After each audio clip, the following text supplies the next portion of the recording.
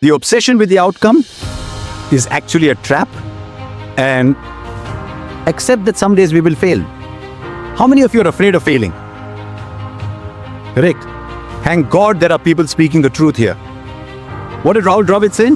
I batted 604 times for India. I didn't cross 50 runs 410 times out of those. I failed a lot more than I succeeded. Michael Jordan failed a lot more than he succeeded.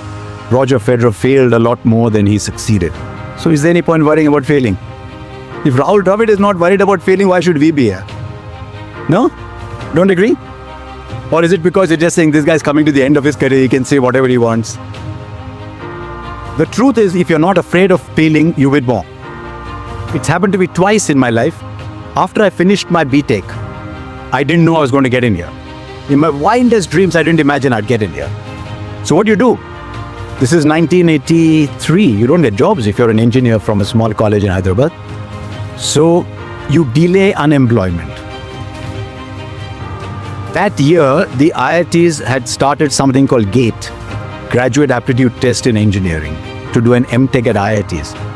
It was one of my options. It was not my only option, and I wasn't really bothered. So I went with a completely open mind. I wasn't afraid. There were 9 sections. You had to do only 7 out of those. I didn't even know which 7 I wanted to do. So I did all 9. And 5 minutes from the end, I just quickly checked how many questions I've answered in which segment and struck off 2 of those. But I wasn't afraid of losing. And so I scored more marks than all my friends who were actually better than me at chemical engineering, because they wanted it very badly. Then I came here, and the only job I ever wanted was a particular job in advertising. And I wanted it so badly. And the same prof who taught us also worked in advertising. I chewed his brains every day. And then I went for the interview. It was the single worst interview anyone can ever do. And I've come back, 3rd of March, 1985. I remember the date, I'll tell you why. 3rd of March, 1985. And I'm sitting in my room thinking, dude, you flunked it, man. When in those days, there used to be one telephone, remember? One telephone on each floor. That phone rang and said, oh, placement office ne bulaya hai aap. I said, yaar, main pura gadbad karke aaya, kyun bula rahe ho pe? He said, that guy doesn't know, yaar. He said, nahi, saamne bulaya hai. So there I go, and people from Rediffusion are there. I said, what happened? I said, I'm sorry, I wanted it too badly. He said, I'll give you the job on the condition you never do an interview as badly as that again. Sometimes when you're obsessed with the outcome, you lose sight of the present. So can we let the outcome just happen? But in the world that we are in every single thing we're crazy about outcomes. How many on Instagram? How many of you within 5 minutes of posting on Instagram are checking likes?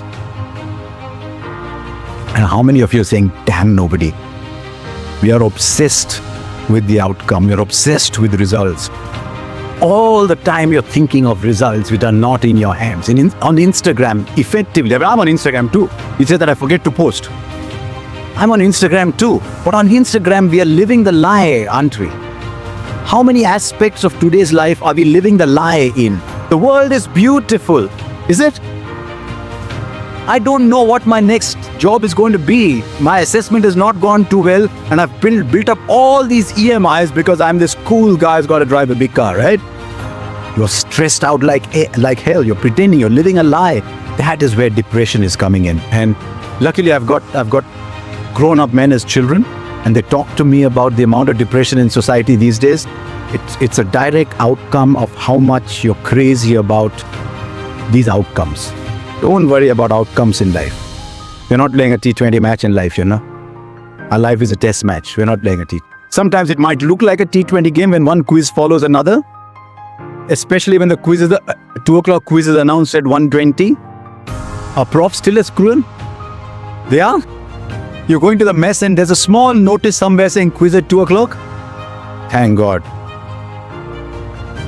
So yeah, we're playing a test match. The great thing about test match cricket is it always gives you a second chance. Always. There's a second innings for a reason in test match cricket, because in life you always get a second innings. That's why there is a second innings in test cricket. When the going gets tough, you don't get out, but you hang in. You become a pujara. Why is pujara so admirable? hanging there. I may not be able to score just now, but I won't let you get me out. When the tide turns, I'm still here, you're not. We play test match cricket. Is hanging in cool or is hanging in an uncle thing? What do you think? If you think it's not cool, you got a lot of trouble coming your way, man. Hang in there, hang in is beautiful.